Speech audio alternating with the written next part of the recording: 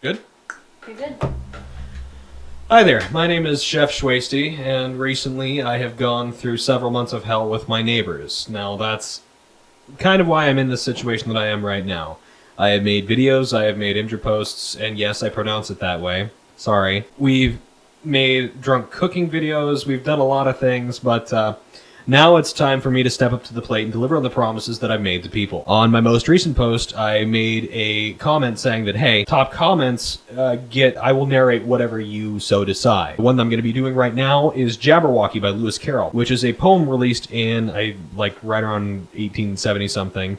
This is the same dude who did Alice Through the Looking Glass, Alice in Wonderland, all that bullshit inspired by a bunch of weird drugs, LSD, and shrooms. This is also the guy who inspired the song White Rabbit by Jefferson Airplane, which if you've never heard, literally contains lines like, feed your head, or don't forget what the dormouse said. Dormouse, not doorman. So, that should give you a little bit of inclination of what this bullshit batshit insanity poem slash author was about. Now, as previously mentioned, I know not a lot of people saw this, but I actually have Jabberwocky memorized. I've had it memorized since either 8th or 9th grade. So I'm going to attempt to do this as a speed read, and then we're going to do a more, not theatrical, because I can't take myself seriously, and I would just end up looking at myself in the mirror and crying later. What I'm going to do is I'll just do a regular reading of it with maybe a little bit more enunciation. I don't have any cue cards. I'm going to be looking directly at the camera this entire time. And this is all from 8th or 9th grade. 'Twas brilliant in the slithy toe of cigar and Gibbon in the way, while Mimsy with the bar goes and Malmrose out grave. We were the Jabberwock, my son, the teeth by the closet cat. We were the Jubjub and shun the fruity Sparta snatch. He took his vorpal sword and had a long time bang so far we saw it, so should he by the tum-tum tree, it stood wild in thought. And as enough thought he stood, the Jabberwock with eyes of flame, whiffled through the tugly wood and rubbled as he came. 1, 2, and 2, and through the vorpal blade, and sucker snack, he left it dead with his side, he went to lumpy back. Hast thou slain the Jabberwock, come to find with a beamish boy, oh fragile stake, Luke Calais, short old his joy. 'Twas brilliant in the slithy toe of cigar and Gibbon in the way, while Mimsy with the bar goes and Malmrose out grave. That is spooky. So, if you're not familiar with the poem, it is 95% nonsense. I'm firmly under the belief that Lewis Carroll, at the time of writing this, one, he was obviously stoned off of his fucking ass. No? Mm-mm. Really? That's why it's nonsensical, because it's nonsense. Because anybody who's logical doesn't look at imagination as something serious. That's why Alice is like, I don't know, but okay, I'll go with it. Because she's a mathematician in a non-mathematician world. Really? Yeah. Huh. So Lewis Carroll wasn't on drugs. He's just that kind of person. I'm sure we all knew one. It was the kid who ran with his arms behind his back when he was going down the hall to lunch. That kind of guy. So he wasn't on drugs. I stand corrected.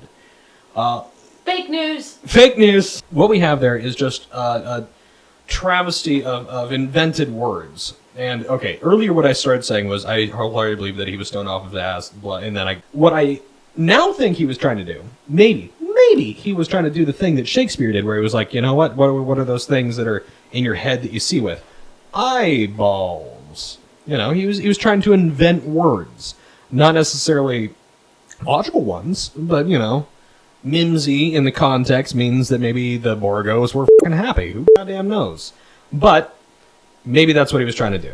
I am going to attempt to do a little bit more of, not necessarily, like I said earlier, a dramatic reading, but I will do a slower reading of it. But first, I'm going to go ahead and finish this drink and go make another real quick. So we'll be Do right it as back. Morgan Freeman. No.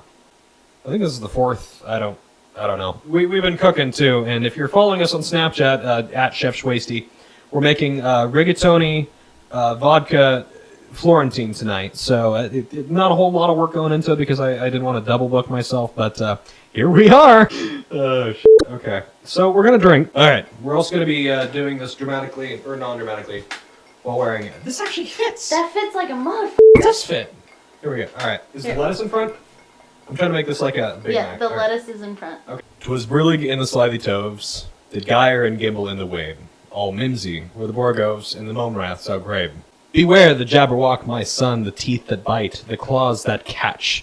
Beware the Jubjub bird, and shun the frumious Bandersnatch. He took his vorpal sword in hand, long time mang some foe he sought, and so rested he by the tum-tum tree, and stood awhile in thought. And as in uppish thought he stood, the Jabberwock with eyes of flame whiffled through the tugly wood and burbled as it came. 1, 2, 1, 2, and through the vorpal blade went snicker snack.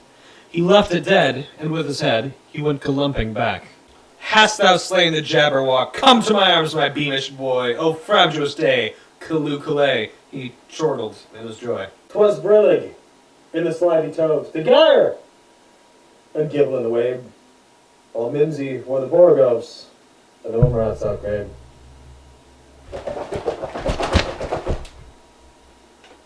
So, I know it was mild promise to deliver on. We will be delivering on the other 6 here soon. I still have to do the Shawshank thing. I have to do a drum off. I have to do a drum solo for you people. There's the 7 Days to Die thing. And last but not least, I also want to do one more plug for the Willamette Valley Humane Society, Willamette Humane Society. We are doing a charity drive for them right now, and the amount of boxes and donations that we have to give them are incredible. And once again, I want to explain to you the process. If you need to know how you can help, our cutoff is coming up. It's not yet hit, but it is coming up. All you have to do is click on the link down in the description where it says, here's how to donate, and then it has a link.